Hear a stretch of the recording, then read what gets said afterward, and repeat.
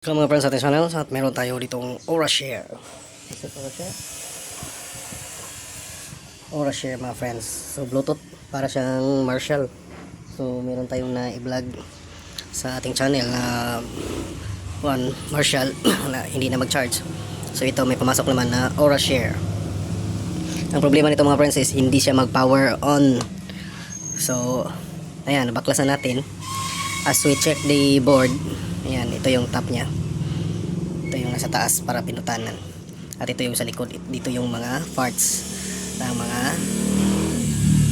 device, sa sounds at saka sa kanyang system. So nakita nyo mga friends, meron na tayong ano dito, wirings, kasi yung nasira nya is ito yung nasira nya. Nakita natin na merong sunog na parts sa dito banda. So nakita natin ay isang 117. Ayan na. So sunog na siya. 117 pero 5 volts yung regulated niya. So first time ko maka-encounter ng 5 volts ng 117. So ang naghanap ako ng kapalit ito, wala akong makita. So plano ko sanang 7805. Na-misplace ko din kung saan nalagay. So naisipan ko na lang na gawin ang DC-DC. DC-DC na lang yung gawin kong regulator niya. So yun, ayan, na-connect na natin kasi tatlo lang naman yung connection niya, is input, output, and ground. So ayan, na final, paliitin na lang natin yung wire, then test. Okay, at ayan mga friends, napaliitan natin yung wire, at saka subukan natin, connect natin battery at saka speaker, subukan natin i-power on.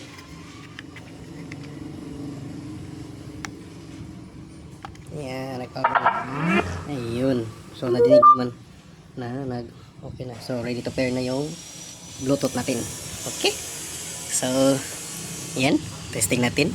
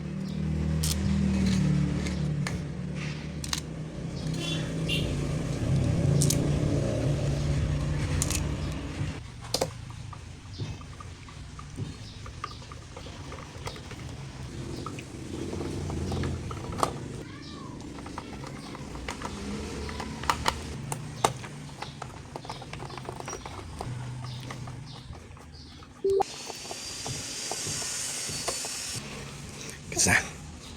Yeah. Bakit wala yung dito?